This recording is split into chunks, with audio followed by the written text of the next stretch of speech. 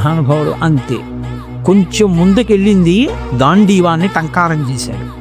చేసి దేవదత్తాన్ని పూరించి ఆ అక్షయ బాణ తూణీరాలలోంచి బాణాలు తీసి గాంధీవపు వింటినారికి సంధించి విడిచిపెట్టడం మొదలుపెట్టాడంతే. ఇంక సైన్యం మీద అవి ఎలా విడిచిపెట్టడం మొదలుపెట్టాడో చెప్పడం మొదలుపెట్టారు తిక్కన గారు. ఒక్కసారి కోపం తెచ్చుకున్నవాడై యుద్ధ ప్రారంభం చేస్తూ ఆ టంకారం చేసేటప్పటికీ ఆకాశానికి ఉన్న దెప్ప బద్దలైపోయిందా అన్నంత శబ్దం వచ్చింది ఆ చప్పుడికి.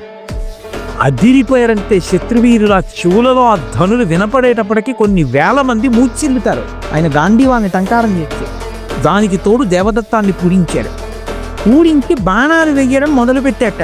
బాణాలు వెయ్యడం మొదలు పెడితే ఎలా ఉందన్నారంటే తిక్కన గారు, ఏకకాలమనందు బాణములు ఎక్కడి నుంచి వేస్తున్నాడో ఎవరికి తెలియలేదు. ఎందుకంటే వలయాకారంగా పట్టుకున్నాడు ధనస్సుని ఇలా.